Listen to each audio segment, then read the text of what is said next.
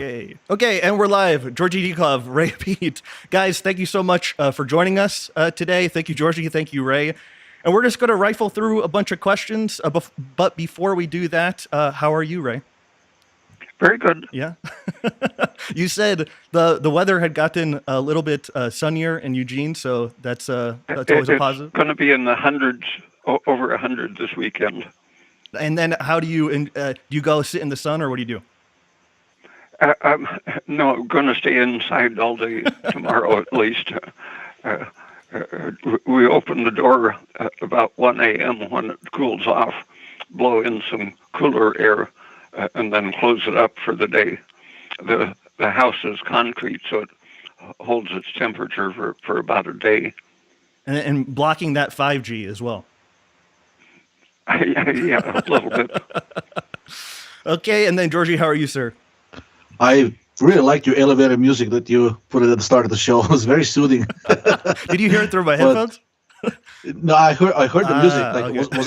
was I not supposed to hear it, or? Oh no, you weren't. Okay, that's a little bit weird. Ray, did you hear the music too? Yeah. Oh, okay, weird. Okay, okay, that's. I thought it was kind of interesting. You tried to hold a conversation over like this really loud music, and I thought, wow, that must be a new feature. That's like, one of the in conference call music. That's one of the reasons we're upgrading equipment, because when I'm talking to you guys before the show, I'm always hearing music, and it's like obnoxious. So, okay, enough of that. This show, like I said, told you guys before, I don't feel like it's for me or necessarily per se Georgie, although Ray and Georgie, you guys is interfacing and bouncing ideas off each other is, I think, what the people are here to listen to. Okay, so I'm just going to go through these questions and read them. And Ray, some of this stuff is going to be redundant, and answer as much or as little as you want for all of this. So our first one is from Drew F, and he says, Testosterone /MENT is not 5-alpha reduced, but bodybuilders and some post-finasteride sufferers experience benefits in terms of mood, anabolism, etc. Is androgen receptor agonism a likely explanation for the effects? It is a much stronger androgen than testosterone. Which reduced testosterone is it? Georgie, do you know what this is? It's yes, I know. It's a new steroid. It's 7-alpha methylated version of nandrolone, which is a carbon 18 steroid of the estrone family. So it was. I'm always suspicious when they add a methyl group. Yeah, it's actually very hepatotoxic, as you know, Ray. Methyl groups at position 17, 7, and potentially others. They've all been proven to have severe hepatotoxicity. But bodybuilders like it because I guess they don't value their liver that much. But also, it's the steroid they can achieve the same with lower doses. And they think it's worth it instead of abusing the testosterone in higher dosages. That steroid was developed as a male contraceptive candidate, and I think it's still in clinical trials for that. But even the company that developed it and is running the clinical trials got discouraged given the hepatotoxicity. Ray, do you want to clarify the methyl group? So adding a methyl group to a steroid is risky, you said? Yeah, it just sends it off on unknown pathways. The liver never had to deal with such things, and so I think it's extremely unpredictable and dangerous. Good stuff. And then we've talked about post-finasteride a bunch, so I don't want to kind of get into that again. I kind of want to I think his main question was: Are androgen receptor is activation of the androgen receptor a plausible explanation of the antidepressant and general well-being, feelings of well-being from using these androgenic steroids? I think it's plausible. Great stuff. Thank you for that, guys. Okay, Marcelo, this is just a kind of a statement. Thank you, Danny, for your contributions to the community. You are a big reason why Ray's work wealth of knowledge is available to us. Thank you so much, Georgie, for his continuing curiosity and dedicating his life's work towards advancements in this space. Hope this helps. Thank you, Marcelo. Sincerely appreciate that. Thank you to Ray for being humble inspiration for all things. Andrew Wallace says, "What would you do if you had Crohn's? What would be your protocol?" Me? Yeah, Ray, always assume, I guess I'm just asking you, and then Georgie can chime in at any point. Pretty much what I do anyway. Assume the intestine is my contact with the world, and I have to protect it, and so I don't want to offend it in any way. And Crohn's disease is a seriously offended intestine. And from what I've read, it seems like you've dealt with a lot of like serious intestinal things over the years, as one would in this environment. And so it's not like you're speaking from reading. I know you read obviously a lot, but you're speaking from personal experience. Is that right? Yeah, starting as a baby with migraines, which recurred every time I would do certain things wrong up until my mid-40s. I would still, the last one, for example, was when I was visiting in San Francisco and didn't realize that they had fluoridated water, and I would occasionally drink some of that water, and I was taking Cenoplus or Cenomel orally, and within 2 or 3 days I had a tremendous migraine, and that started me thinking about it. And fluoride can totally wipe out the activity of T3 if it happens to be present in your stomach, and the T3 is exposed to it. Amazing stuff. Okay, so obviously, I have a question in regards to Crohn's disease. Hey, Ray, have you seen some of the more recent studies claiming that Crohn's disease may be caused by a type of Mycobacteria, which is known to cause Crohn's disease in animals, and now they're saying the same thing may be true in humans? Yeah, but the inflammation and poor digestion set up the conditions for such things to accumulate and multiply. So basically, making sure that you don't irritate your intestine more than absolutely necessary is at the basis of a protocol for keeping. Yeah, you can find a mycoplasm in just about any sick person. It's sort of opportunistic and looks for a sore place to live. So maybe this antibiotic therapy that they're now trying in Europe for this potentially, they're treating as a bacterial infection, but it's really destroying the microbiome and keeping the intestine sterile, which reduces the inflammation. Not necessarily, it's not only one bacteria. It's just this is helping because it's reducing the amount of bacteria in the intestine, anyways. Just taking a series of penicillin doses or eating raw carrots, for example, can have very similar effects.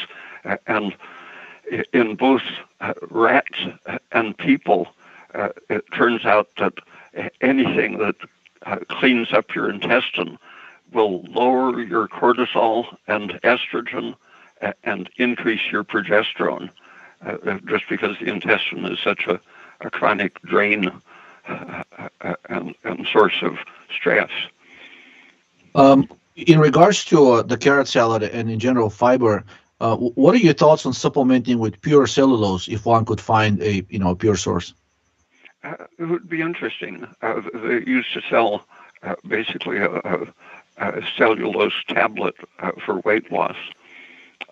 I never tried one, but it seemed like a good idea because cellulose doesn't have the estrogen-promoting symptoms that a lot of other fibers do. Yeah, the reason I'm mentioning is I was reading some studies. They're using various cellulose esters as binders for drugs, for developing pharmaceutical drugs. And some of these esters, like, for example, ethyl cellulose, showed remarkable antibacterial effects in animals and reduced inflammation. So I thought maybe it's because it's clearing out their intestines somehow. It was a very popular laxative effect as well as weight loss. Was this in the past, like in the maybe 60s or 70s? I used to see the ads for it on TV as recently as 1986, I think it was. Interesting, very interesting. Speaking of cortisol, okay, this one's from New Health, and they say good cortisol blocker supplements for weight loss. What is your thoughts on that, Ray? What blocker? Like a cortisol blocker.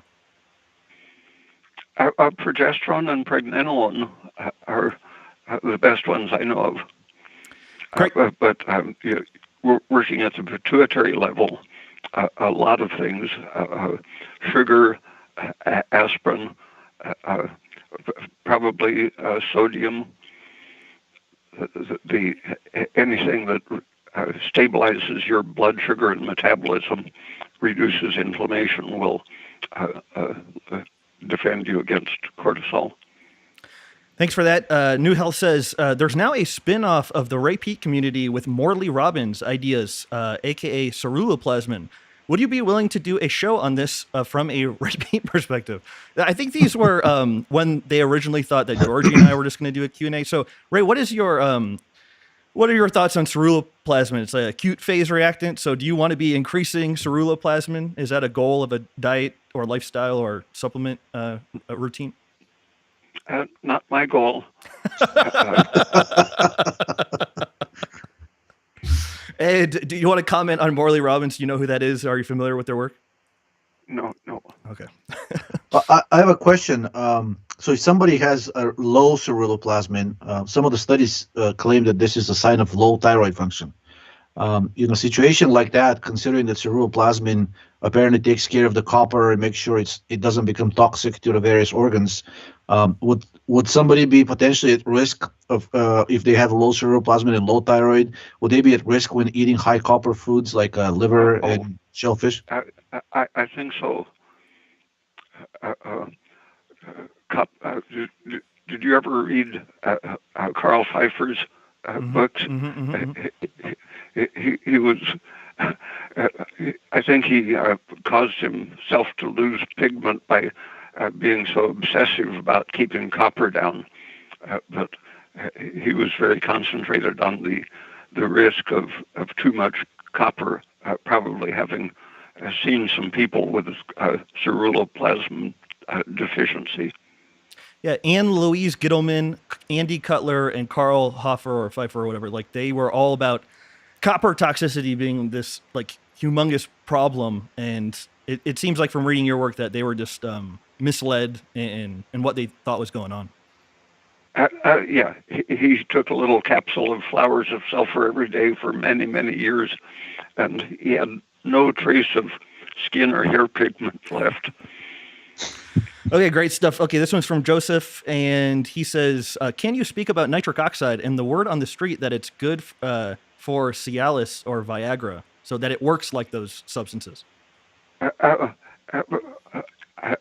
afraid there is quite a bit of overlap, and the initial, as soon as nitric oxide was discovered to be produced in the body, they were seeing its involvement in everything degenerative and harmful. Then, when the Viagra came on the market, suddenly, for about 5 or 6 years, everything published was how great nitric oxide is, prevents hypertension and protective against everything. Thousands of articles came out suddenly reversing it from a dangerous free radical to a cure-all. And then about 10 or 15 years ago, there was a gradual return to sanity and realizing that it's one of the very essential things to degeneration, aging, the follow-up of trauma, estrogen interactions, everything stress-related and degeneration-related involves the pro-inflammatory effects of NO. 2 follow-up questions. He says, is aspirin safe to take every day? And also, is lactose-free milk good? It doesn't taste very good, but I think it's safe enough. it probably doesn't let you absorb nutrients quite as well as natural lactose-containing milk. But I don't think it's harmful. And then your thoughts on using aspirin every day? Yeah, when I had a good supply, I was taking it every day very consistently, but sometimes I forget to take it when it isn't in a convenient form, like some of it is powdered so fine it's choking when you try to take it just on your tongue. Georgie, interrupt me at any time. Okay, this one's a little bit long, so bear with me for a second. I've been trying to have a baby for more than a year, but I have azoospermia, confirmed after 3 semen analyses and undetectable levels of sperm after a testicular ultrasound. They found a small varicocele in both testicles. I've been taking 7 to 8 milligrams of extremistane for 3 weeks. For how much longer is it safe to take? So this is the first question. Will continued extremistane use help me fix the varicocele as well as the azoos? What's he taking? Exemestane. It's a steroidal aromatase inhibitor. I'll just finish. I'll just finish up this question. It's like there's 2 more sentences here, and we can go through it. If exemestane doesn't fix the azoospermia, what else can I do? I'd like to avoid having a varicocelectomy or even worse, surgical sperm extraction from IVF. After 3 weeks of exemestane, my total testosterone went from 400 to 756. Exemestane has also increased my FSH and LH and are now above standard range. I thought FSH and LH would go down as testosterone goes up. So were there bits of that question that you have comments on, Ray? Yeah, I think you can get a safer inhibition of aromatase using aspirin, progesterone, completely safe things. Thyroid is very important, but just with aspirin, progesterone, and thyroid, you can get your ratio back, testosterone, pregnenolone up, and estrogen down. And supplementing pregnenolone and thyroxine historically was very effective for correcting infertility and enlivening inactive sperms. And so the azoospermia, if the cholesterol was high and the person wasn't taking enough thyroid, would that would be a result of that with high estrogen? Yeah, the thyroid and pregnenolone make their energy producing system revive. Great stuff. Thanks for that. Okay, Peggy says, question for the Q&A. Thoughts on ivermectin for COVID prophylaxis and any alternative, as it is almost impossible to get a prescription for it. Thank you. Prophylaxis suggests you would be taking some every day for an indefinite time until you didn't get the infection. And the normal use of it is a very short course, and about 1 person in 1,000 in the studies of using it to treat parasites will show signs of brain damage. And I don't think it's a good idea to take maybe thousands of daily doses, even of a moderate amount of something that once in a while is known to cause brain damage.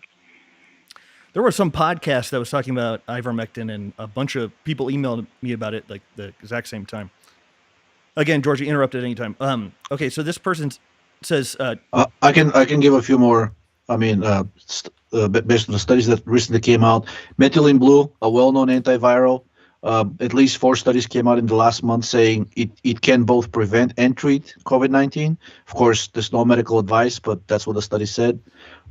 Instead of hydroxychloroquine, You can try plain old quinine. My personal favorite, hydroxychloroquine, is just a patented, more liver toxic version of quinine. Naringenin, also a few good studies. So drinking orange juice should have similar effect than taking the isolated version. And aspirin, vitamin C, and vitamin D. I mean, all of these now have quite a few studies behind them. Unfortunately, everything is being censored by mainstream media, so you have to go to PubMed to find them. But I wouldn't say ivermectin would be one of the last things I would try, considering all the other safer alternatives that are out there. Cyproheptadine, famotidine, which is an acid blocker, but apparently is also potent anti-serotonin agent as well.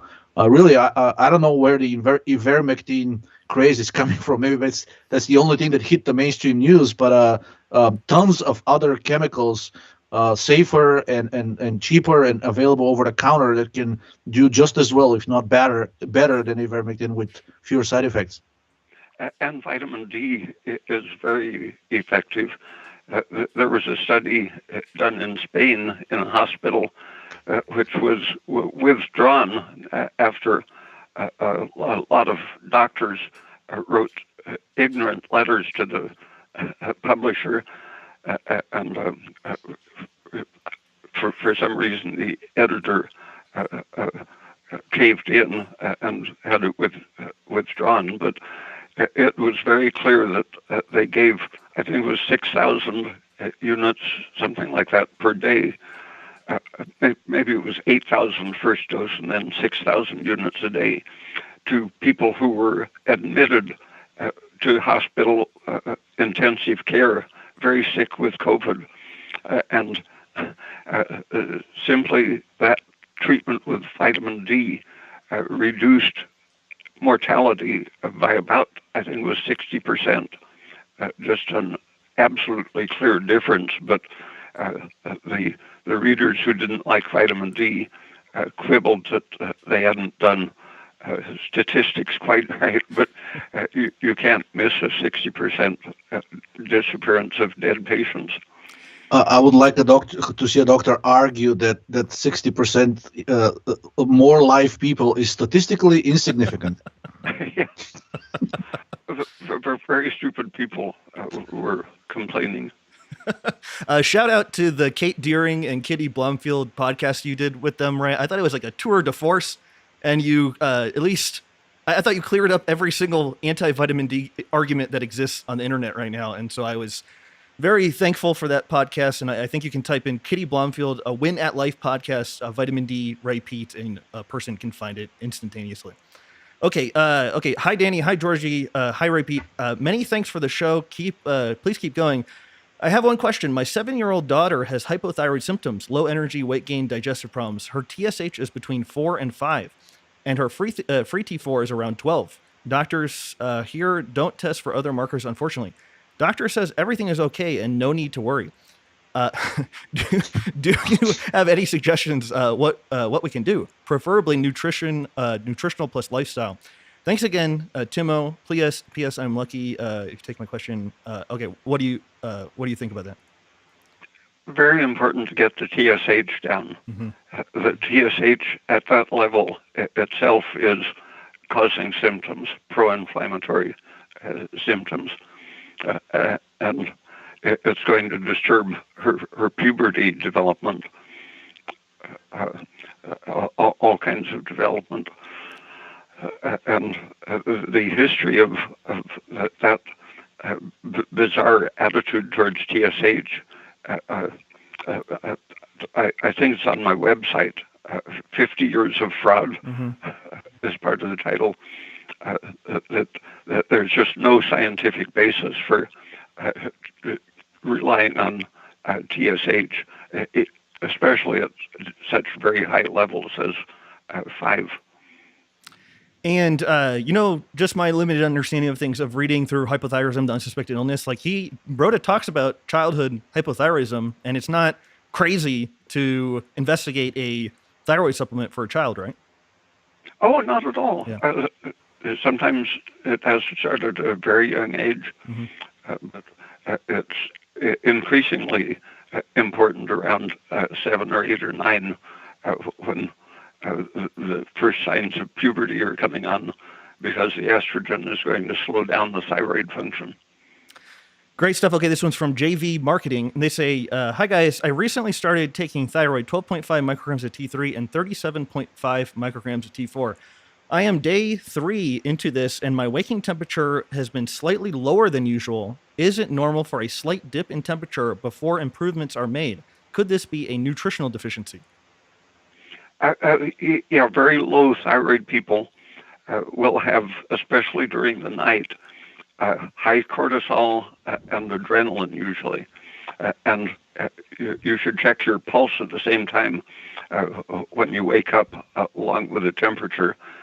And then after having breakfast with, for example, a lot of orange juice, the stress hormones are going to be decreased when you get your glucose level up. So the adrenaline goes down, the cortisol will go down. Both of those have kept your temperature kept up by the both of them, and pulse rate kept up by high adrenaline during the night. And so by which of those changes the most, you can tell what night stress was responsible for them. And when you get your thyroid gradually improving your carbon dioxide production and stabilizing your glycogen stores, your nocturnal stress goes down, and so you're revealing the hypothyroid condition that was hidden under the stress hormones. During daytime testing, people who were very hypothyroid, such as a 5 or 6 on the TSH level, have been very hyper and normal seeming, not fat or edematous or sluggish or anything, but they were found to have 30 to 40 times the daily output of adrenaline, making up for the low thyroid production. And so it's pretty common to have extreme slowdown when you start on your thyroid. That's why it's so important to keep a chart marked off for at least 2 or 3 weeks, showing your temperature and pulse rate both on the same chart, so that you can draw a line and where it should, with an ideal starting dose of thyroid, you should see the lines rising steadily towards the goal of pulse rate and temperature at the end of 2 or 3 weeks. But if at first you see the numbers going down, that's evidence that you're getting out of the stress. Great stuff. Thank you for that, Ray. Okay, this one's from Jean, mega super supporter of the show, and she says, a lot of these people are mega super supporters, but I wanted to ask and hear more about why people who are vaccinated are getting colds and flus right now. There seems to be a lot of discussion in my neighborhood that people are out sick at work and feeling flu/cold symptoms, even though it's extremely warm here. The purpose of any vaccine is to create a systemic inflammation, and in general, that weakens your overall immune system, even though it pumps up your specific antibodies. The general inflammation is a weakness, at least during the time you're having symptoms, and unfortunately sometimes for a much longer time, such as the year after people had an influenza vaccination, their rate of coronavirus infection was greatly increased, 50 or 60% more likely to get infected by a different virus because they were protected against influenza virus. So the idea the officials actually say stupid things like, get vaccinated, it'll make you healthy. Thanks for that. And we'll take a break here, Ray. I don't know, like maybe 20 minutes or so, because I know this. I don't want to give you like a lobotomy from just asking you 100 questions. But I know I have a question about the vaccines. Is there any truth to saying that basically the vaccines are sacrificing general immunity, in order to boost specific resistance to a very specific virus, while at the same time making you vulnerable, just as you mentioned? You also mentioned influenza and corona, but I think this applies to any virus, right? If you shift the immune response protecting for only one virus, you're exposing yourself, becoming more compromisable to all the other viruses. There were, I think, 10 studies showing that with influenza follow-up.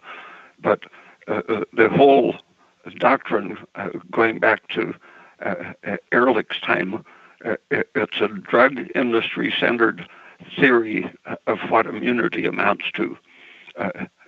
Paul Ehrlich was selling his patent drugs, and he shared the Nobel Prize with Metchnikoff, who was an embryologist who saw immunity as the whole organism maintaining itself, a total inclusive concept of what immunity or resistance is, where Ehrlich proposed a theory that was ideal for selling magic bullet drugs. The concept of magic bullet was converted to the antibody theory of immunity, that your B cells produced a specific immunity. So logically, if you don't have a specific drug for every conceivable disease, then you're going to need a vaccine for every existing or possible disease, because the antibody theory of immunity is really just a silver bullet, one drug to sell for one disease. Great stuff. Okay, this one's from James B, and he says, question. Okay, this kind of trends on the first question we talked about. He says, question, if your lab rat was supplementing with pregnenolone, progesterone, and DHEA, and you had the task of building the most amount of muscle while somewhat preserving your health, could you outline a potential stack you would use? I was thinking about 50 milligrams of testosterone base along with 25 milligrams of masteron. I know these aren't hepatotoxic, but would you dissolve these in tocopherol and take sublingually before swallowing for maximal effect? P.S. Your thoughts on low-dose trenbolone base?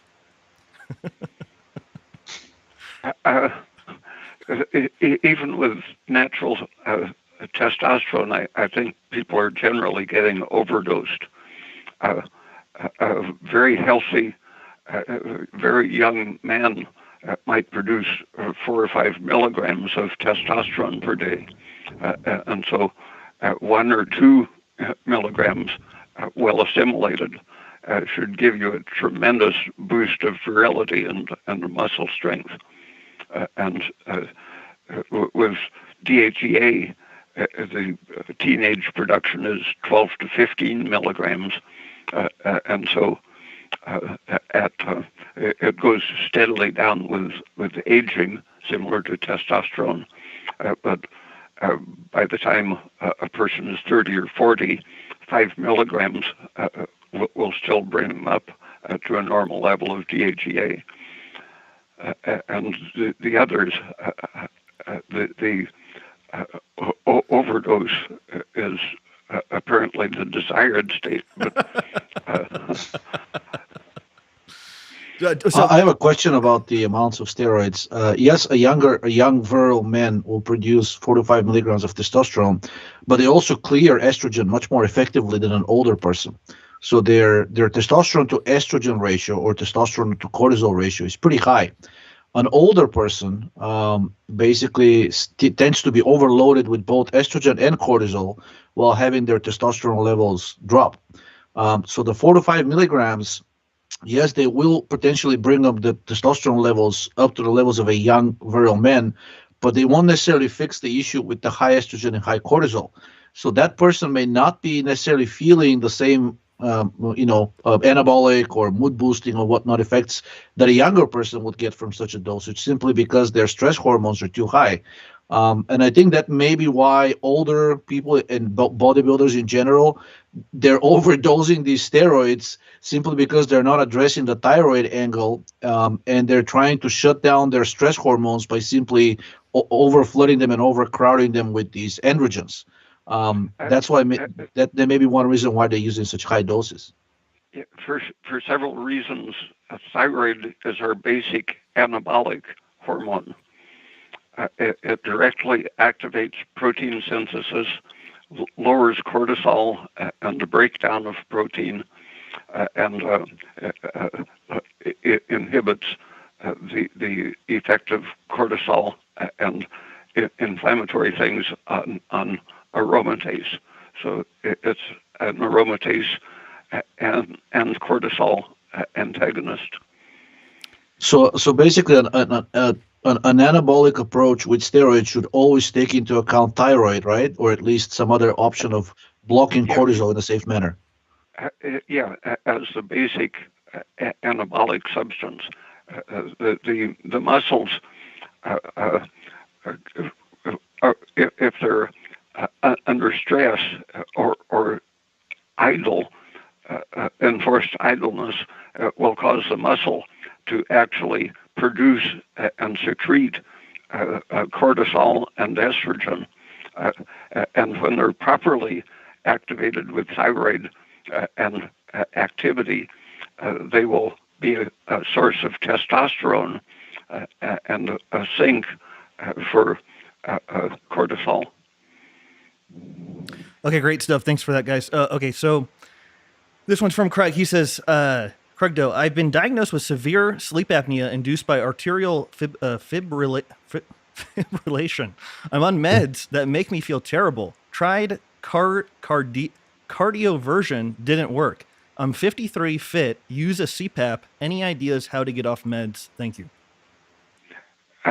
People who are using that CPAP are almost always hypothyroid and low in progesterone. For many years, they've been curing sleep apnea with prothyroid things and progesterone. But progesterone lowers the stress hormones, improves the depth of sleep, and maintains regular breathing and prevents hyperventilation.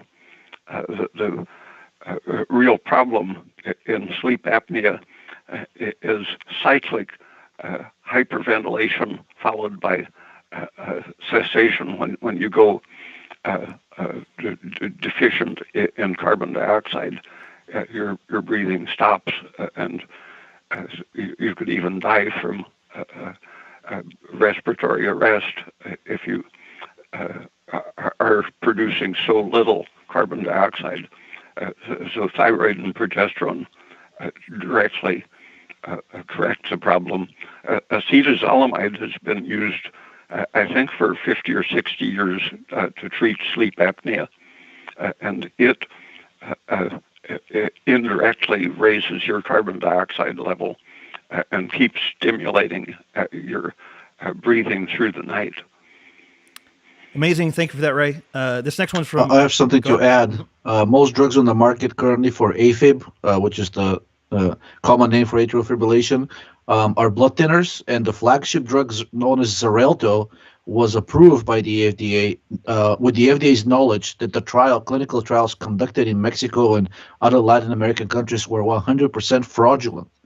There's a famous article by the Slate magazine, which came out in, I think it was 2016 or 17, where they did an expose of how FDA knew that the trials were fraudulent, not simply deficient, but fraudulent. Data was made up to support the approval of the drug. And when Slate and other journalists tried to contact FDA, basically FDA refused to comment on it and threatened the journalists that they will sue them and impose a gag order if they continue walking around and talking how Xarelto is a dangerous, potentially murderous drug. So I would try to get off that drug because there are many other safer blood thinners. A subsequent trial it was done outside of the United States. I forgot where, but it compared aspirin to Xarelto and found aspirin to be more effective and safer. I think Xarelto may be causing a lot of these problems, especially with the lowering of carbon dioxide. It's really not a safe drug. Wait, you're saying the pharmaceutical companies are corrupt, Georgie?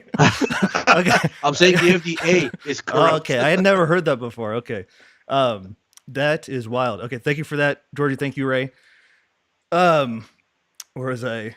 Okay, this was Muhammad, and he says, question for Dr. Ray Pete. My mom is borderline diabetic, removed thyroid, and has pain in her feet that bothers her a lot. What can she do to treat this? What was her thyroid condition? I think she had it removed, he said. The doctors likely prescribe thyroxine, and in women, thyroxine fails to be activated properly because of estrogen interfering with liver function, which should account for about 2/3 of your active thyroid function. So for most women, thyroxine being what doctors like to prescribe just isn't correcting the problem. And so getting on a real thyroid supplement is essential when you've had the gland removed. And maybe you feel confident in Armour in the U.S. right now?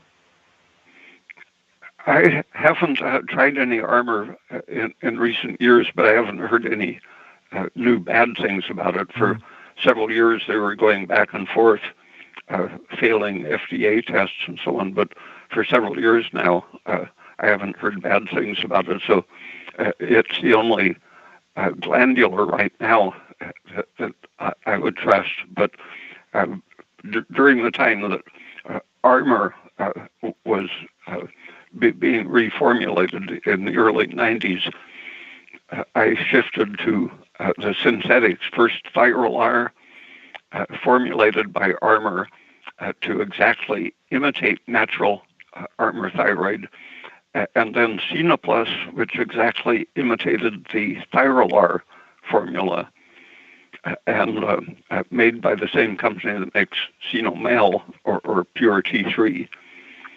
And so those have been very reliable now for at least 30 years. Thank you for that. Amazing stuff. Okay, we're coming up on 45 minutes or so. Thank you, Ray. Thank you, Georgie. I sincerely appreciate you guys making this show possible. Harrison, huge, gigantic donation. Thank you so much, Harrison. Thank you. Make all this possible. You know, Matthew T, also another extremely generous donation. Thank you, guys. And then we'll move on to these super chats. Maybe we'll take a quick break here, Ray, and maybe we can talk about Progest-E for just a millisecond. So, okay. 3,400 milligrams of progesterone per bottle dissolved in vitamin E.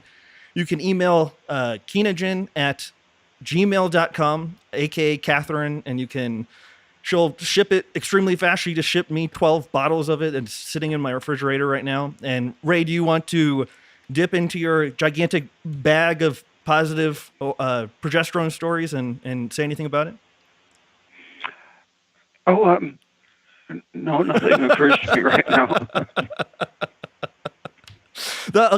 One thing you said on the vitamin D with Kate Deering and Kitty was you didn't really think of it like a hormone. It's just this like generalized stabilizing factor in cells. And so I think you said that before, but that resonated when you talked about it. That was like the brain is a major source and goal of progesterone, and men have just as much in their brain, or should, as women, and it's involved in the cell division process all the way up to nerve and muscle function. Every conceivable thing in higher animals depends on progesterone. Great stuff. Thank you for that. So kenogen@gmail.com. You can message Catherine, and she's very nice, and she'll send out the progesterone very quickly. So thanks to Catherine. Thanks to Kenogen. Okay, Nick P174 just donates $10. Thank you for that, Nick. Rising Stronger for $9.99 says, for Dr. Pete, I've heard you mention milk and fruit as the cosmic diet and wonder if there is an ethical component to how you view and structure your nutrition. Thanks to the three of you. Yeah, it has to do with cosmic entropy, actually. It's why the whole energy concept of existence involves the cephalization process in all animate beings, and you can trace those processes of increasing consciousness and brain development through the physics of the universe. It all has to do with creating order, maintaining order, and it happens that milk and fruits are the simplest and most order-preserving way to integrate your life with the cosmos. I love it. Thanks for that, Ray. Okay, this one's from Umar, and they say, does a benign tumor have a similar metabolism to a cancerous one? I have had a benign osteochondrodroma on my upper femur since childhood. What ways / supplementing can help in removing it? Thank you all. If it's quiescent, not inflamed or growing, no, it doesn't have the cancer metabolism. It's just a structural defect. But any inflammation, according to the degree of the inflammation, is going to start having the cancer metabolism. Great stuff. Thanks, Georgie. I wanted to mention rubbing progesterone on it, since it's simply a fibrotic structure, may help a lot. There's some older studies that seem to have stopped around the 70s that kept calling progesterone the most potent antifibrotic chemical known to men. And they suddenly stopped. I guess the pharmaceutical industry got involved. But they had success in animal studies by applying progesterone topically or subcutaneously and managing to dissolve multiple metastases of much worse and malignant tumors. So that I think I don't see a reason why it couldn't be applied in this case as well. The antifibrotic effect I've seen examples of hundreds of times. I think the reason they stopped talking about that effect is that the mechanism it involves interfering with estrogens, pro-fibrotic effect, activating nitric oxide and serotonin. That group of inflammatory things, estrogen, nitric oxide, and serotonin, are all blocked by progesterone, and those are the pro-degenerative, pro-fibrotic substances. Great stuff. Thanks for that, guys. This one's from James. He says, hi, guys. I've had man boobs for years, which recently developed into gynecomastia, but only on my left breast. Is there a way to reverse this? Thank you. Just today, I got an email saying that his chest fat and gynecomastia regressed thoroughly from taking quite a bit of progesterone. But I think it's essential to use vitamin D and thyroid and all of the anti-aromatase substances, including some aspirin, to keep it under control. Amazing. Great stuff. This one's from another James. They say, when approximately did the United States transform from a constitutional republic into an empire, or was the USA always set up to be one from the beginning? Well, the spreading from the colonies across the continent, taking the western United States away from Mexico, and then following that up with war against Spain to take the Philippines and Cuba. The imperial mentality goes back right almost to the beginning. But the 20th century has been steady imperialism with the banana republics being kept in line with sending battleships every year or so. They would threaten another country in the hemisphere. And there was a temporary let-up with FDR's good neighbor policy. Are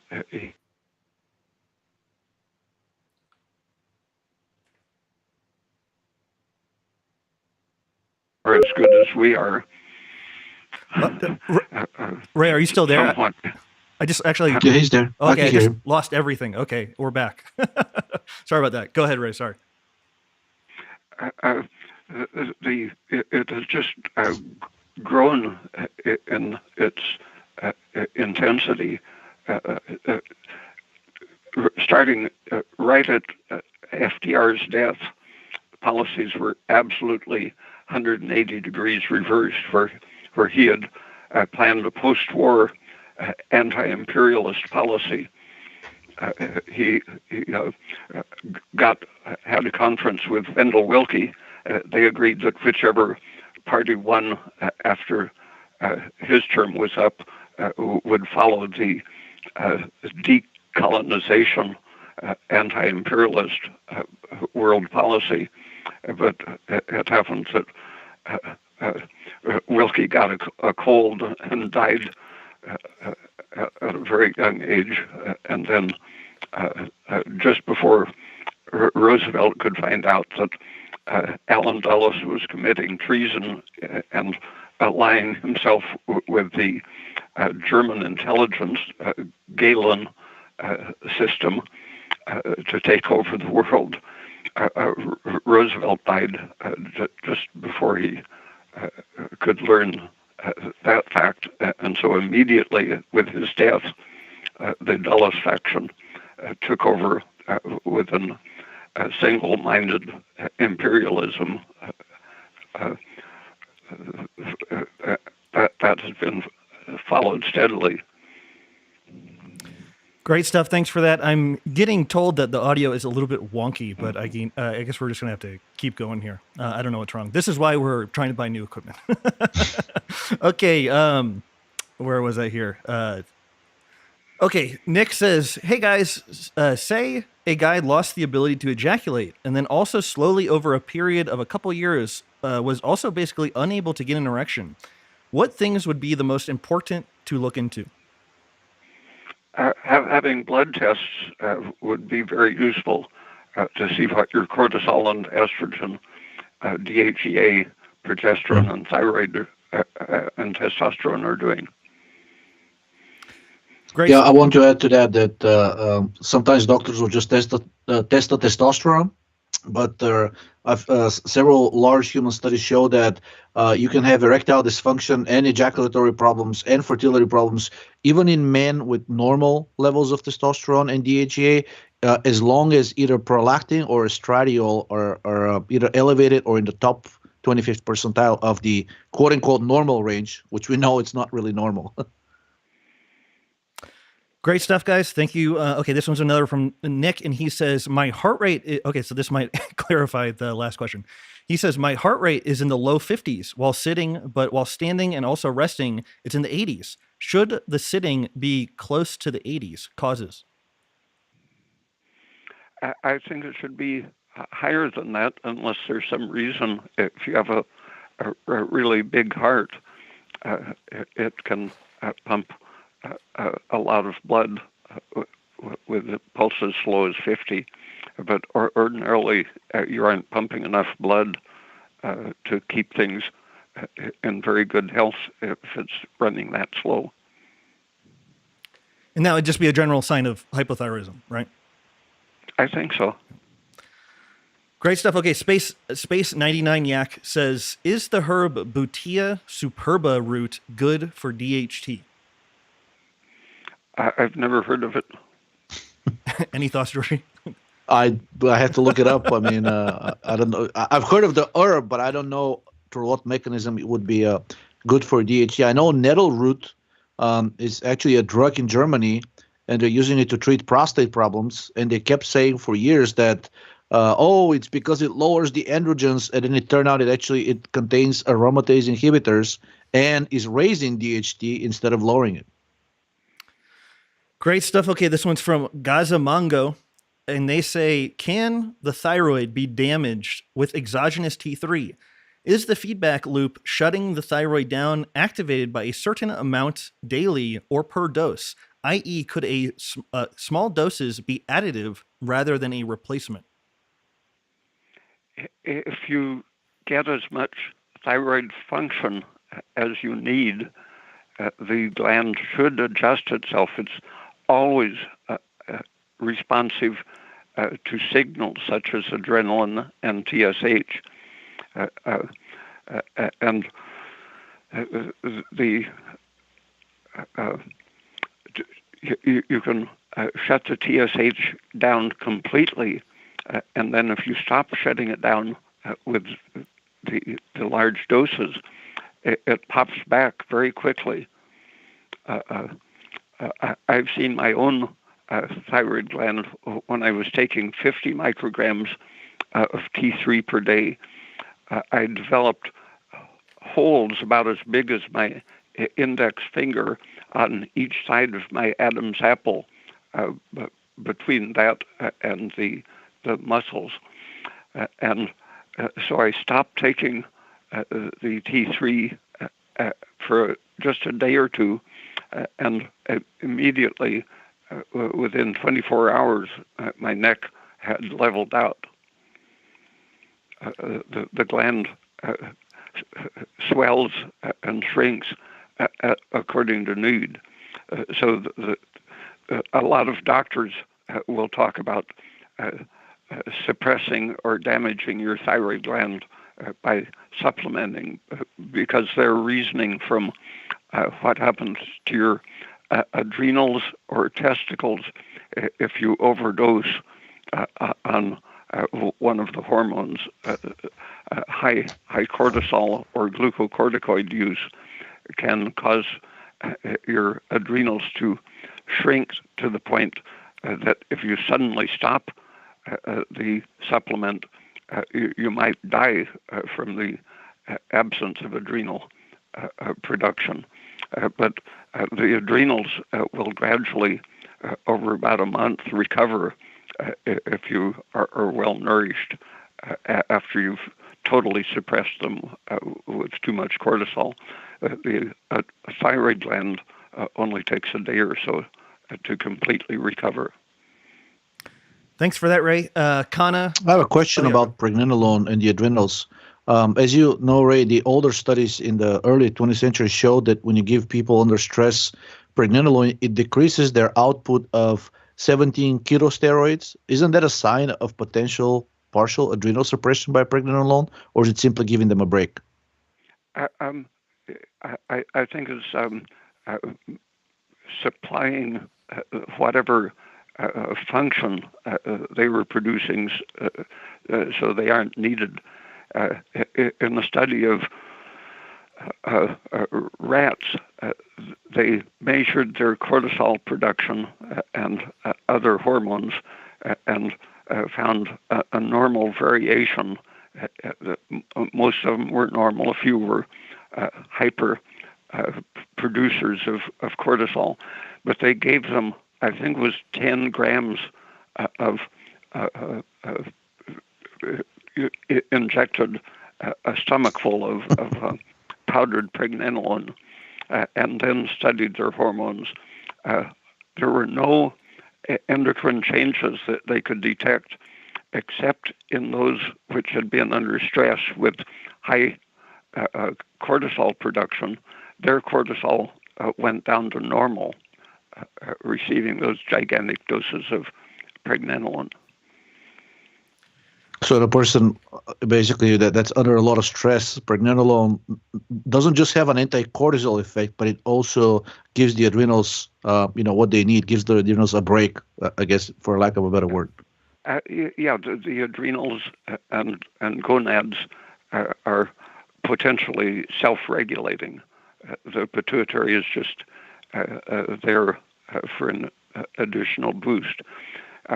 When Hans Selye was experimenting with removing adrenals, he found that after the tissue-stored steroids had dissipated, just a moderate amount of stress would kill the animals because they didn't have the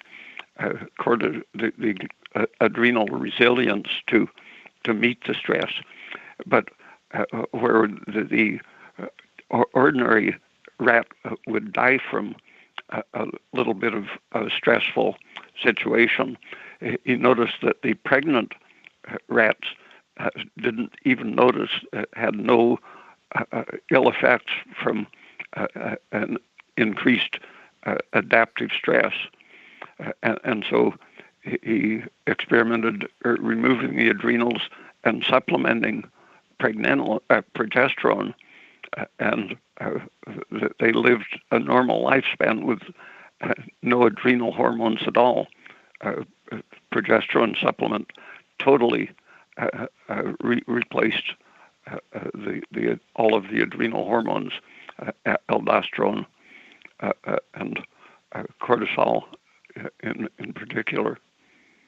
Have you seen any studies that discuss the effects of pregnenolone specifically on the pituitary? I know there are a lot of studies by Selye and others.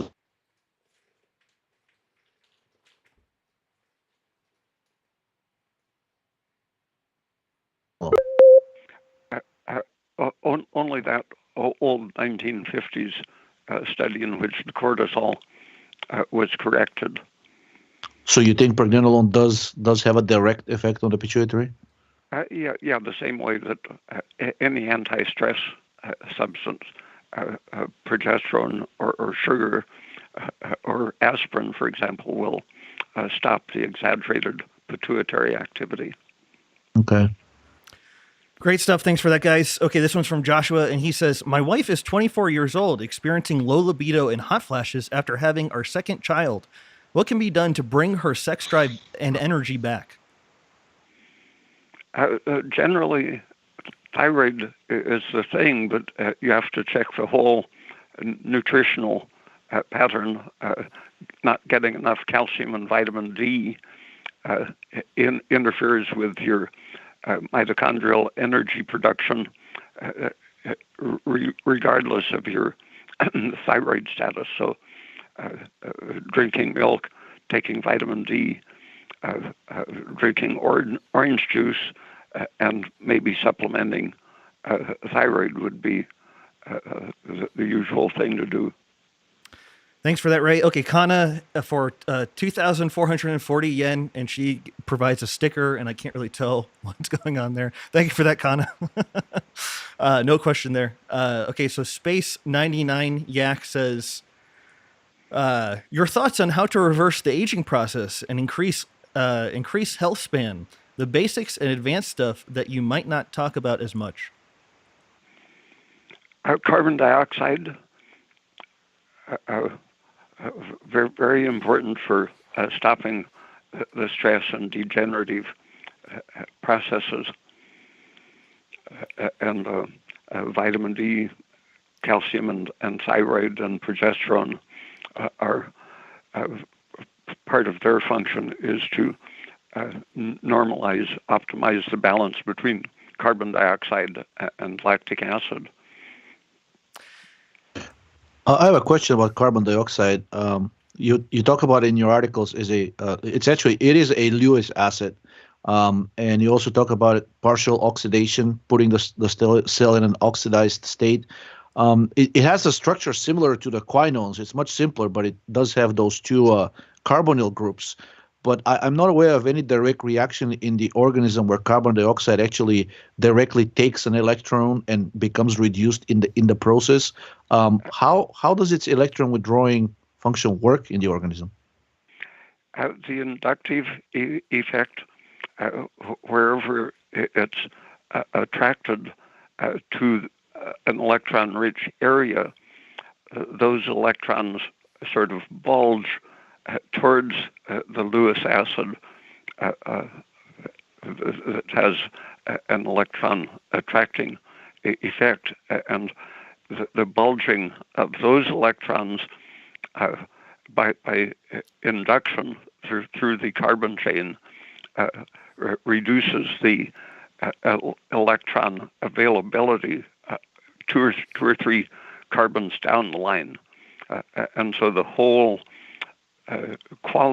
electronic quality of the whole protein molecule is affected in a shift towards positivity or relative electron deficiency. And when you're full of CO2, all of your proteins have that shift. And the flavonoids from orange juice and milk and lots of fruits and vegetables, they can, by partial oxidation, like vitamin C inside the cell, becomes oxidized and then becomes an electron recipient. The flavonoids become similar electron attractors and shift the whole structure of the cell into that relatively partial electron deficient state. And that affects, through the inductive effect, one protein has its influence on surrounding proteins. So the whole system is a cooperative electron slightly deficient condition, an acidic condition. In other words, the whole cell turns into an acid. So a more specific example, let's say you have a molecule of NADH, so the reduced version of NAD, it's the electron carrier. So the presence of high amounts of carbon dioxide, would they be able to directly oxidize NADH back into NAD, or would they have a more indirect effect? Indirect, shifting the whole system, activating the electron transport chain, turning off lactic acid production, shifting the balances everywhere towards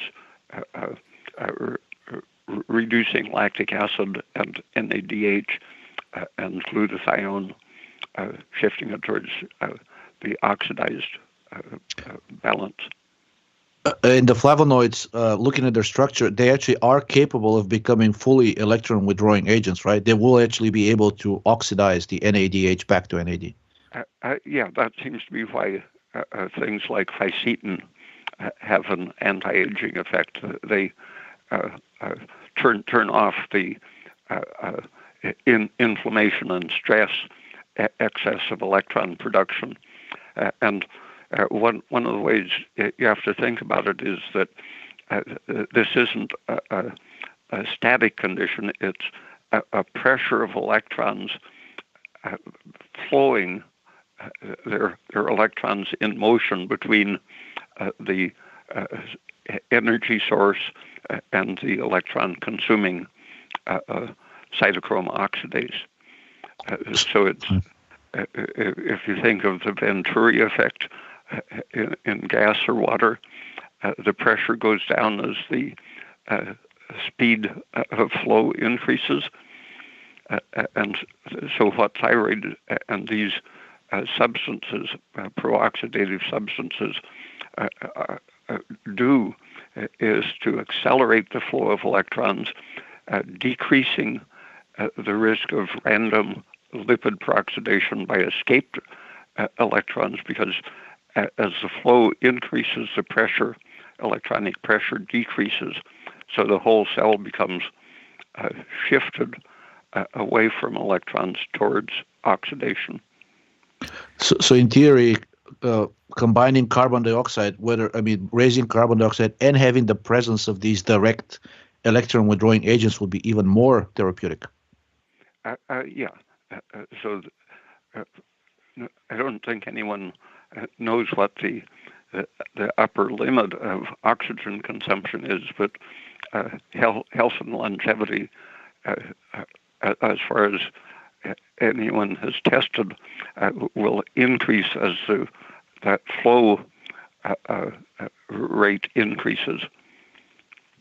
Have you seen that recent study on ficetine being a very effective senolytic, I think is the word, senolytic chemical? Yeah, I think it's more than that.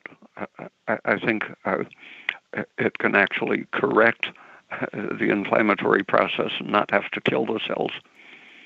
Do you think things like naringenin, apigenin, other similar flavonoids would have similar effect? Yeah, a lot of them have been tested, for example, for preventing or treating radiation sickness. The ultimate in electron excess disease, and they're very powerful in protecting against or curing radiation injury. So sounds like a glass of orange juice and a little bit of vitamin B1 would be a great combination as an anti-aging agent. Yeah, probably every few minutes a glass of orange juice. Great stuff. Thanks for that, guys. Okay, Space 99 Yak. Or you know what? This is another one about ivermectin. We kind of already talked about that, but they say, can ivermectin help protect against the harms of the spike proteins modified by the AstraZeneca DNA vaccine by occupying spike protein receptors?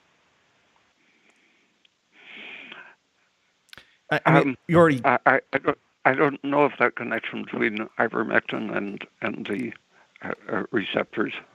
But we said earlier that was a risky substance, and so it's like combining two risky substances together, basically. I think a safer method would be trying to raise the levels of the ACE2 enzyme because that's what the spike protein binds to, if I'm not mistaken. And yeah. Right. That's the medical establishment got it exactly backward, and the things that increase the ACE2 substance and the 1 to 7 angiotensin fragment, which is the result of ACE2 action. Those are increasingly recognized as the therapeutic and curative agents. And so everything that we know of as protective against COVID, it involves the increase of the 1 to 7 angiotensin and the ACE2 enzyme that produces it. Thanks for that. I found a very interesting study showing that progesterone directly increases and quite dramatically the levels of ACE2, while at the same time lowering the amount of ACE. So it should have like a double punch effect, like protecting both from COVID and potentially the spike protein. Of course, there are many other bad things in the vaccine, but I think progesterone seems promising based on that study for protection against at least the virus. Yeah, and it's safe to use all the time preventively. Do you think it may help? I mean, I know there's studies about progesterone in influenza. Have you seen any studies about progesterone in other viral particles? Yeah, it actually has some antiviral or anti-replication effects. Stabilizing the cell makes the virus not have any support for replicating. Thanks for that. Okay, Space 99 Yak says, any way of getting rid of acne scars? Depends on what the scar is like. If it's still inflamed, sort of like a slight keloid, vitamin E and progesterone applied to it can shut off the production of inflammatory things like estrogen and nitric oxide, and restore the tissue to more or less normal, so it loses the inflamed appearance. I have another thing to add. There's a human study showing that a 4% niacinamide solution, separate studies actually, one used 4% niacinamide solution in water, the other one used 1% aspirin solution in water. Both of these help to reduce the formation of scars, even in severe acne. I think combining them into one solution, 4% and 1%, would probably work even better. Great stuff. Okay, this is from Ellie, and they say, morning temps not budging, but day temps improves on thyroid. Why? Morning temps not budging, but day temps improves on thyroid. So they're taking thyroid. Go ahead. That's pretty good. While you're lying in bed, hypothyroidism isn't doing so much damage. So the important thing is to keep the numbers optimal and steady during the daytime. Thanks for that. Thanks, Ellie. Thanks, Ray. Janet Pack, again, a lot of these people are chronic supporters of the show, but she just sent a sticker for $50. Thank you so much, Janet. DBO514 for $10 says, get yourself some gear, son. Thank you so much, DBO514. Kirk says, what's the best strategy for someone with diabetes with swollen purple legs and significant water retention? Thank you all.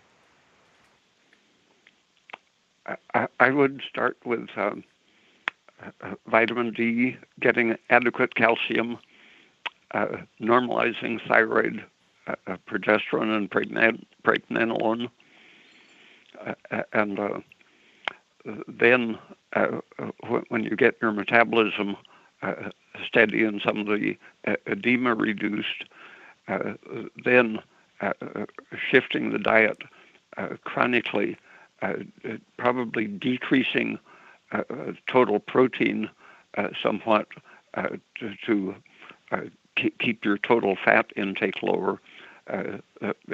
Any kind of reliance on fat for energy is going to interfere with your sugar use, and the thyroid and calcium and vitamin D are going to help restore your ability to oxidize glucose. Thanks, Kirk. Thanks, Ray. Teresa and Diana both sent super chats, but no questions. Thank you, Diana. Thank you, Teresa. Another one from Space Jack 99. They say best meds / supplements to increase mitochondria and mitochondrial function. Carbon dioxide is essential and very powerful for that. And so all of the things that support oxidative metabolism are going to shift you towards the better supply of carbon dioxide. And the angiotensin inhibitors are starting to be recognized as supporting mitochondrial energy production, reducing inflammation and degeneration. So the boutique supplement of breathing into a bag, right? Yeah. Okay. Kirk has another question here. He says, my 67-year-old mother has one 1.2 centimeter nodule on her thyroid. Her TSH is 2.5, free T4 1.0. However, her TPO-AB is 32.9 IU/ml, which is well beyond the 5.5 limit. What would you suggest to correct the nodule? Thank you. Which one was high? TPO-AB, thyroid peroxidase, is that what it is? TPO-AB, 32.9. Correcting getting the TSH down to something like 0.4 would be tremendously helpful.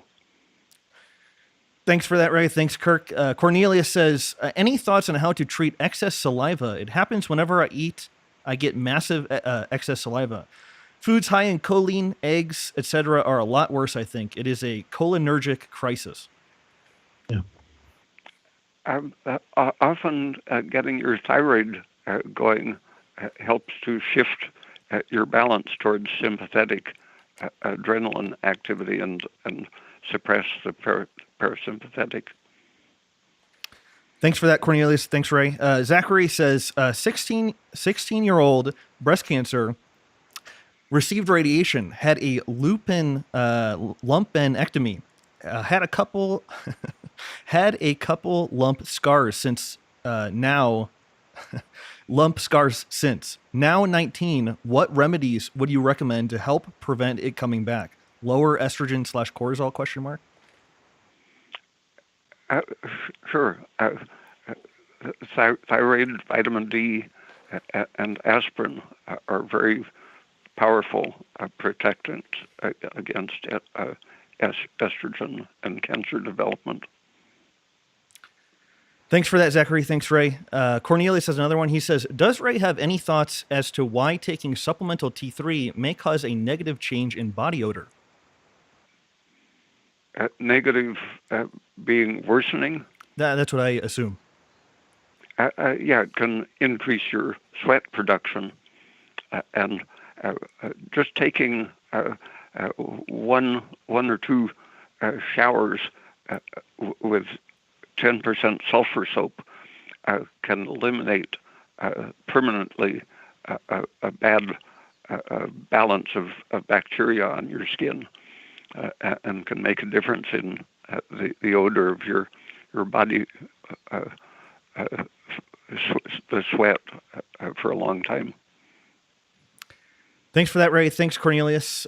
Simon says, what are your opinions on nicotine as a pro-metabolic substance, and is there some overlap with nicotinamide? No, I don't think there's any overlap that I've ever run across. What about you, George? Do you know of any overlap? I don't know of any overlap. I think there's some evidence that nicotine in low dose. Well, actually, there's some studies showing that it's a powerful aromatase inhibitor, and there's some other components of tobacco leaves such as cotinine, which is structurally similar to nicotine, but they all seem to activate the adrenergic, the sympathetic system when overdone. So the animal studies that I've seen that showed protection for Parkinson's disease, Alzheimer's disease, heart disease, and cancers, they use the equivalent of 1 to 2 milligrams daily, which is half a cigarette. And I think most people that use the nicotine gums or the patches, they consume drastically more, and it very quickly becomes a stress agent. At least that's what I've seen. On the excess saliva question, I should have mentioned that the things that promote the sympathetic system, such as atropine or even the anticholinergic effects of cyproheptadine and the antihistamines, are likely to help. Great stuff. Thanks for that, guys. Okay, Victoria says, how do I lengthen my menstrual cycle, both follicular and luteal phase? I'm 26 years old, and my cycle ranges from 23 to 29 days, with 26 being the average. That seems close enough, but increasing the thyroid level will lower the estrogen, and sometimes that will make it click into a very standard 28-day cycle. But I've never seen any bad effects associated with a variation of only 26 to 29 days. Great stuff. Thanks for that, Ray. Okay, our buddy comrade James for $30 US, but no question. Thank you, comrade James. Francis Bacon Cheeseburger says, recommendations for daily progesterone routine for a male in their 30s. If you don't have any symptoms, I think just a drop or two of Progest-E or maybe 5 milligrams has a probably a protective general stamina increasing effect. We get a lot of people saying men taking 20, 30 milligrams, and they seem to be doing really well on it. And that seems to be Georgie and I are both constantly inundated with that anecdote. So that is very interesting. Go ahead. Sometimes that's enough to shrink a man's penis temporarily, but for others, because it inhibits the conversion of testosterone to estrogen, sometimes it's powerfully libido promoting, pro testosterone, but it's very individual. I get emails all the time from men over 50 saying that they're using 100 milligrams from Progesterone and they recovered their morning erections, which they had lost like 20 years ago. Very good. Thanks for that, Ray. And thank you, Francis Bacon Cheeseburger. Okay, James, I think that's the same question, James, we already talked about with James. Zach says, do people typically experience negative symptoms during the process of reducing endotoxin, cortisol, serotonin, or estrogen, i.e. getting worse before they get better? I always doubted. That's an old medical trick. I give you my personally compounded drug and you get very sick. And so that's evidence that it's curing you. When you get sick after a vaccine, that's evidence that it's working, they are saying now. But that's been a constant, centuries-old ploy of the medical industry to say you have to get worse before you get better. Yeah, when they cut, burn, or poison you, you're going to get worse first. or at least they're saying, look, we actually gave you something that does have an effect. It's not a placebo. Isn't there like a name for this? I think it's called like a Hertzheimer reaction or something like that. That's basically the same thing, a medical invention to defend the harm they do. So the heroic therapy for cancer is basically an extreme version of that. They kill you in order to save you. The statistics show that the survival rate has never been improved by surgery, radiation, or chemotherapy as a whole. Individual studies are constantly showing it, but if you added up the thousands of individual evidence of benefit, it would be very strange that on the whole population you see, if anything, a slightly worsening of the outcome. I'm just refreshing my page here so I can get more of the super chats. Who was the guy? Henry Rubin, the guy that went across the world and he found that treating cancer was of no value at all, or at least by standard medical procedures. I was at a seminar, 1969, I think, a world conference on the immune system, and he and a beginning Oregon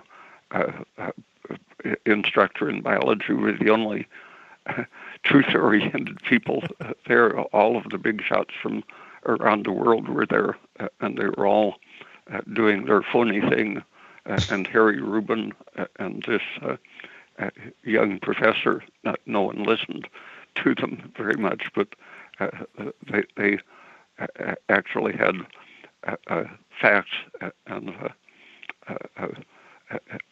supporting evidence and interesting stories that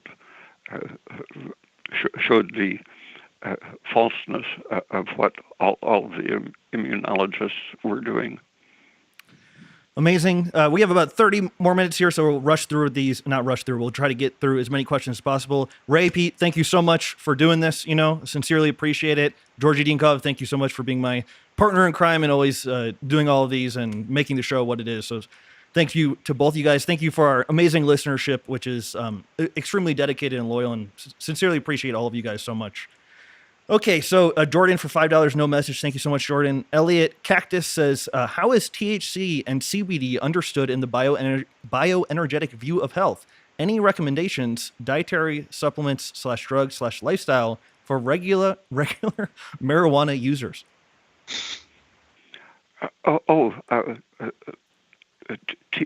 THC, was that the question? Yeah. How is THC and CBD understood in a bioenergetic view?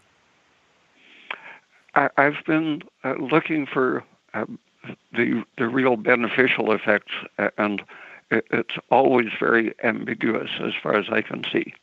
It is sedative and in some circumstances anti-inflammatory, but not always.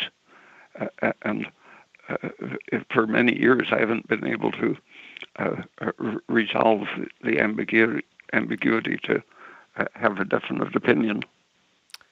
Thanks for that. Thank you, Elliot. Go ahead. One more thing for me to add. A study from 2017 came out, demonstrated that pregnenolone can antagonize most of the intoxicating effects of marijuana, which is probably not what people are looking for. They're trying to get high on it.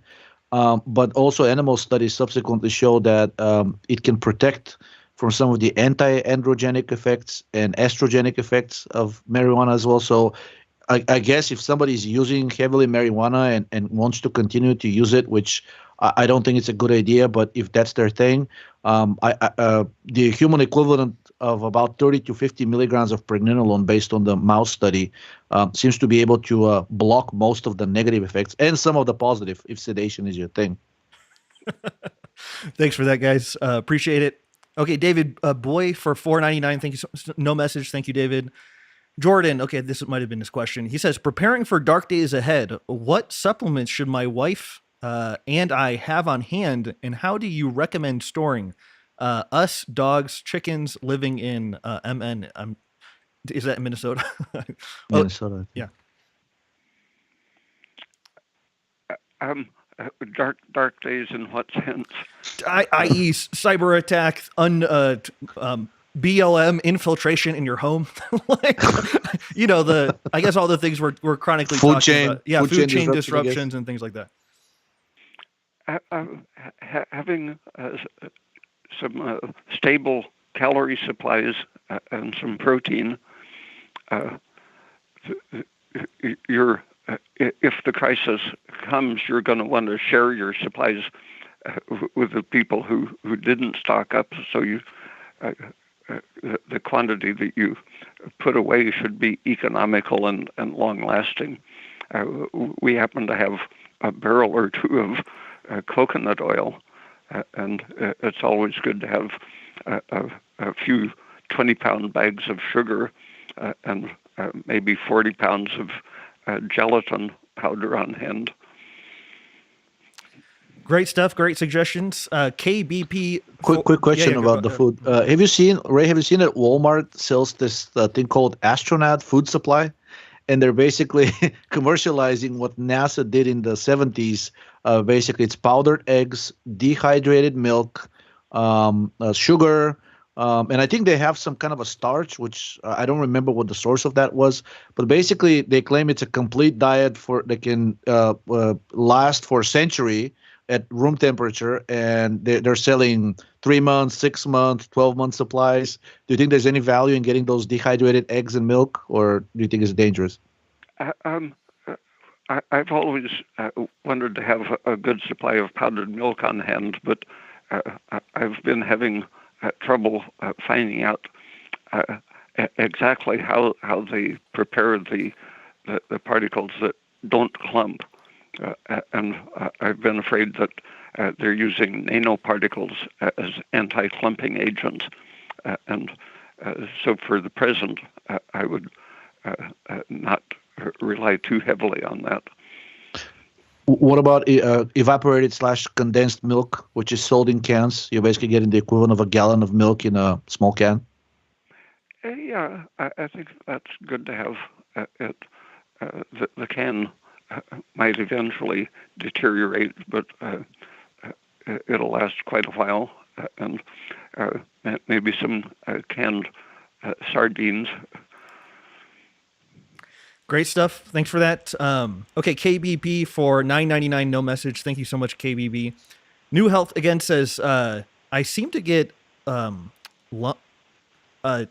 a lump in my throat feeling, and itchy spots / hives on my body from Cynomel / Cynoplus. Any solutions? How fast was it taken? That's sometimes the problem.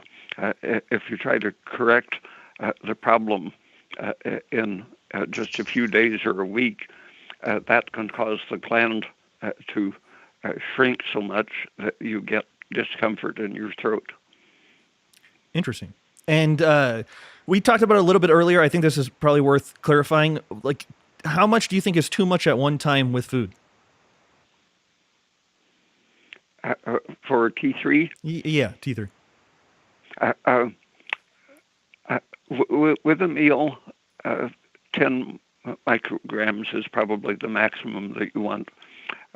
Otherwise, it shouldn't be over 5 micrograms at a time. The meal will spread it out quite a bit and make it a steadier supply. And last question for me. Would you feel confident swallowing that tablet, that it would dissolve in the stomach, or would you chew it? Oh, I always chew Right. any tablet. It helps you know somewhat what it's made of. Great stuff. Is there any benefit in taking thyroid with fat, long chain fats, in order to go through the lymphatic system instead of going most of it going to the liver? I think as it digests, it's going to distribute itself. The amino acids that are more hydrophobic might get taken up in the chylomicrons. Great stuff. Thanks for that, guys. Okay. Tom says, I've had numerous people note that the development of varicose veins with pregnenolone and progesterone use. Please, could Ray comment on this? Thanks all. I would question the quality of the supplement used first, because their biological functions are just the opposite. I've seen horribly bulging veins normalize in an hour with a big dose of progesterone, and more slowly with a big dose of, or many big doses of pregnenolone. I think someone who got bad products reported that and started people thinking about it, and then if they don't get immediate improvement, they think they might be getting worse. I wanted to add something to that. I've also seen, it's very important to make the distinction between varicose veins and more well-defined veins. Sometimes people, when they have edema, you can't even see the veins, even the contours on their hand or their legs. And when they take progesterone or pregnenolone, the edema rapidly decreases, and then the veins become more visible. That's not the same as varicose veins. I've never seen a person develop varicose veins from pregnenolone or progesterone. Yeah, the effect when you get enough is exactly the opposite. For example, a big vein known to be so bulging that it can't possibly have any valve action. With a very big dose of progesterone, the muscle can be activated to the point that the vein narrows, and the flaps of the valve on each side of the vein can then reach each other and close off the flow. What would you consider a big dose when in that context? It depends on how high your estrogen is.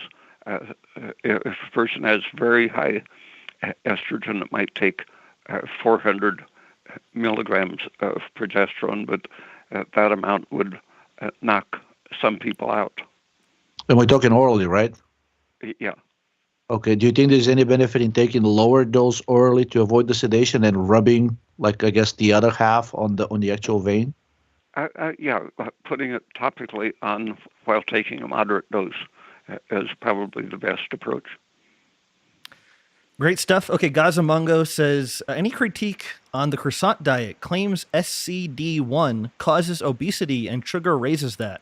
It's a low PUFA, super high saturated fat diet.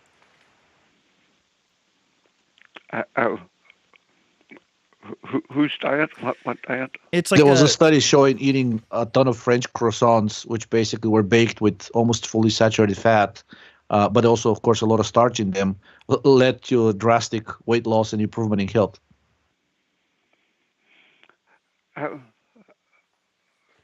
The sucrose itself, some experiments show that you can increase the metabolic rate by 20% just with sucrose, and so when you do it just right, sugar is a very powerful weight loss instrument.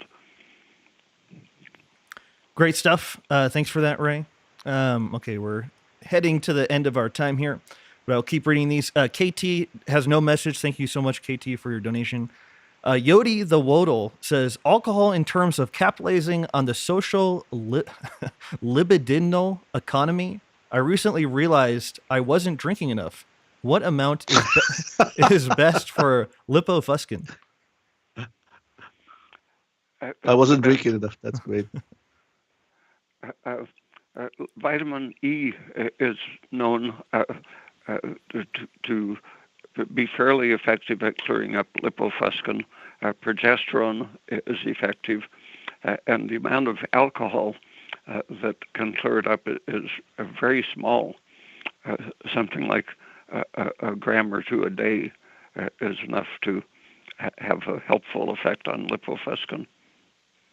Okay, Space 99 Yak again says, Georgie said the outer layer of the adrenal gland atrophy. Is there any way to reverse that if that happens to someone, and any way of knowing if it has? So, well, go ahead. Pregnenolone and progesterone both help to protect the adrenals so they can regenerate. What I meant by that comment was that with aging, the layer that produces DHEA and pregnenolone tends to atrophy, and then the only one that remains is the cortisol producing one.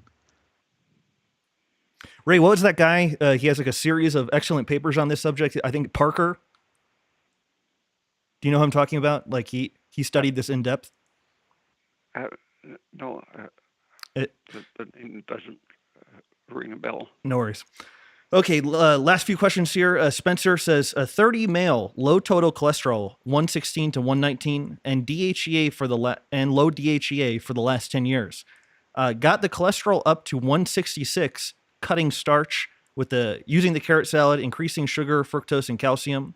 Have all hypo symptoms, but my temps and pulses are normal. Any advice? Why? Not on any thyroid. What kind of symptoms are hyper? I'm not sure what that means. I think maybe I misspoke. He said hypo. So I think this person had gynecomastia. I think he had thinning hair, and I think he had a kind of classical. I can't remember. Maybe constipation as well, but kind of like classical types of hypo symptoms. And temperature was normalized. I think he was reading them they were higher, like through the day, but in general, I think this person felt terrible.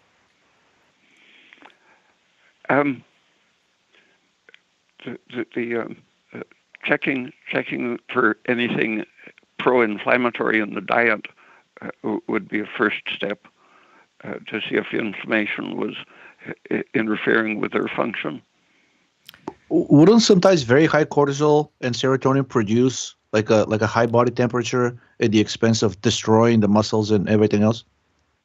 Yeah, the stress hormones generally rise when your thyroid is low, and it takes quite a while when you're under stress to adapt fully to the thyroid supplement. So Broda Barnes, over his career, learned that it was best to aim for 3 or 4 months for full correction with thyroid and people get so impatient they think of correcting a deficiency as sort of a matter of a day or two, but it really,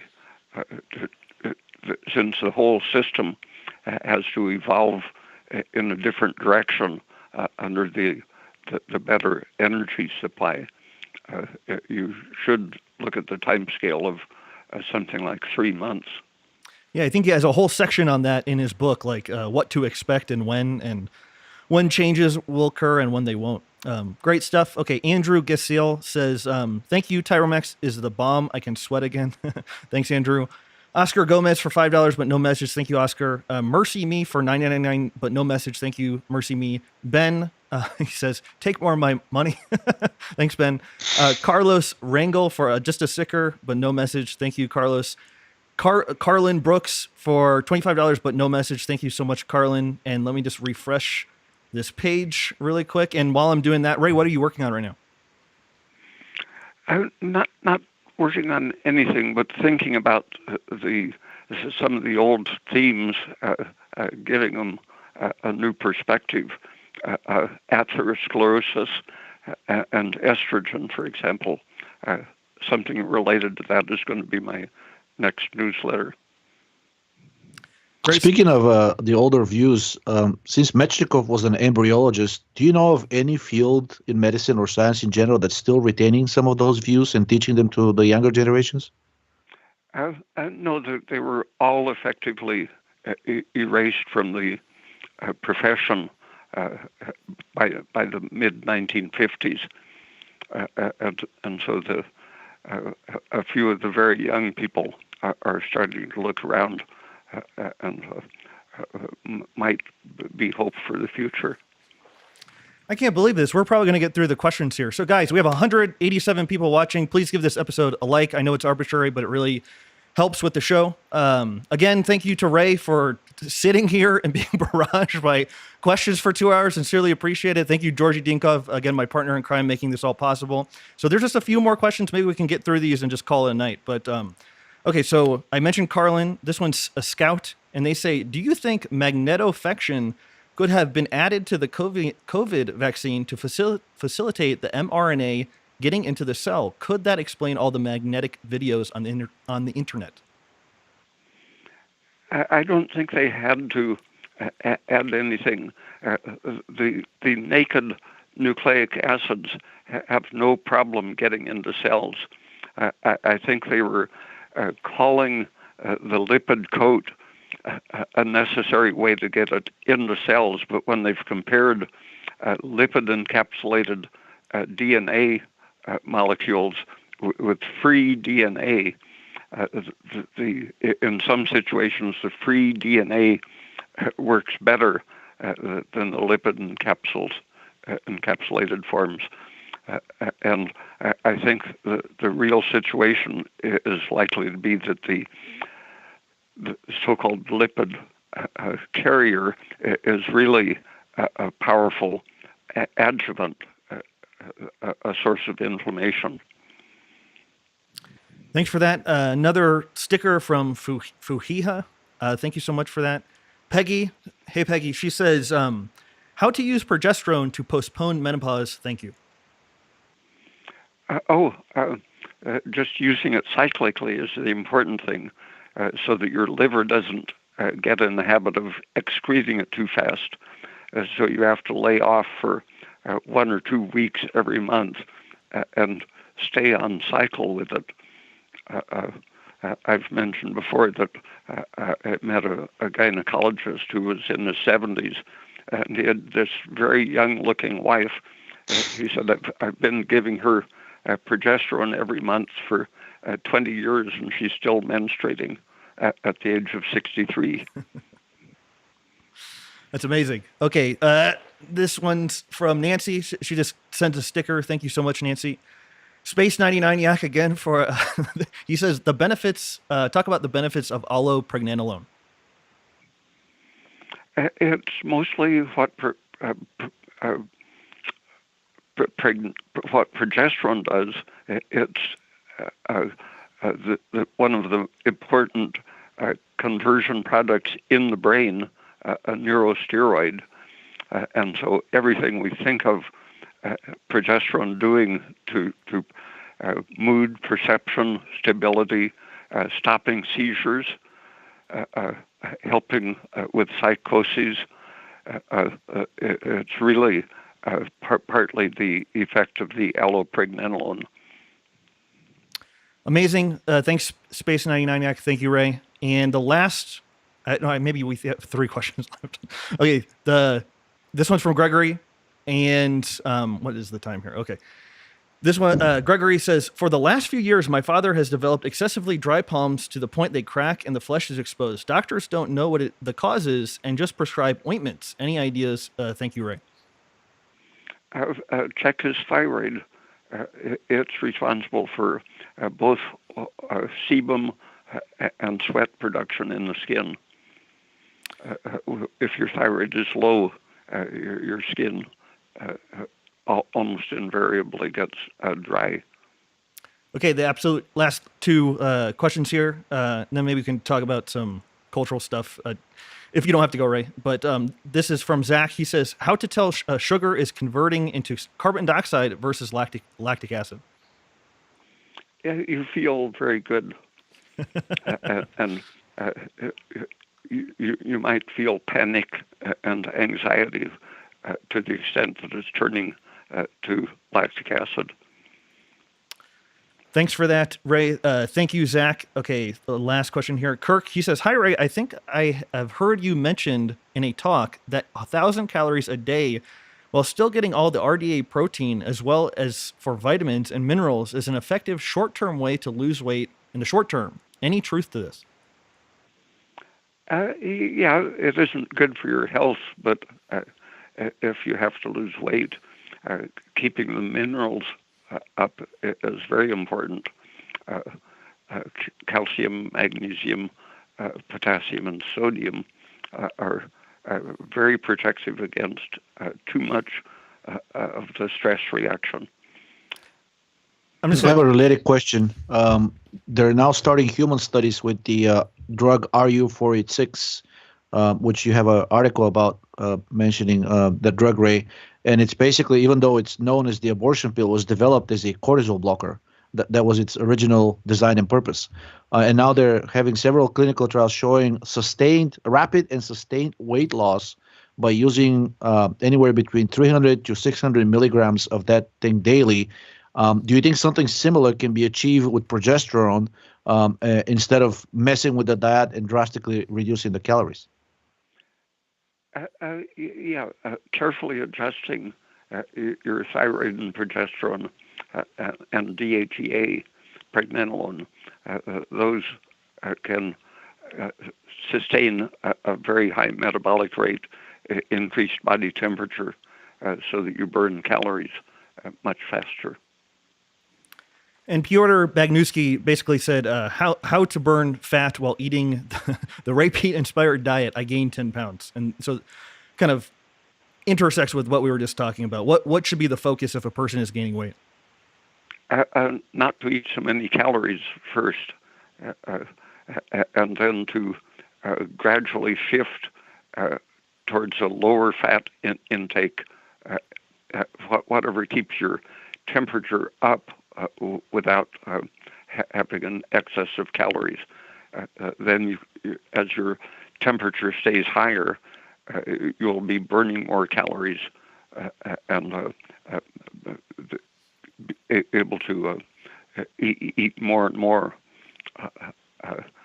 up to maybe 3,000 calories a day for a sedentary person without getting fat. Thanks for that. And Goalie Ag doesn't have a question, but they donated $20. Thank you, Goalie. And then Space Yak again donated more cash. Thank you so much, Space Yak. We're going to call it there. Ray, I don't like keeping you more than 2 hours. Is there anything specifically interesting that you feel like needs a spotlight shined on that's happened through medical or cultural or anything like that? Or do you have to go and we can also just let you go? Well, more and more kids are dying right after getting vaccinated. So I think more people are starting to think in terms of murder rather than coincidental deaths when they get sudden swelling of the heart that kills them. I think the public is slowly starting to wake up. Didn't the CDC like stealth edit their page or something and say that kids actually did not need vaccine when they had been promoting the idea for a period of months or so? Yeah, they said that very openly, and then the reaction from the press was such that they erased it from their website, and someone who mentioned the original statement that kids don't need the vaccination, his comment was censored as contrary to Facebook's policy. So, in effect, the World Health Organization was censored by Facebook. And people might not tolerate kids dying as much as they would just older adults. Yeah, everyone is fine with when 80 or 100% of the people in a nursing home die right after getting vaccinated. But when a 13-year-old kid dies suddenly 3 days after his second vaccination, people are starting to question authority. And then this won't be surprising to you, but I did peruse a paper. It was something like 84-year-old man autopsy after first Pfizer vaccine. And the gist of the paper was something like all of his vital organs contained the RNA, the viral, the spike protein or something.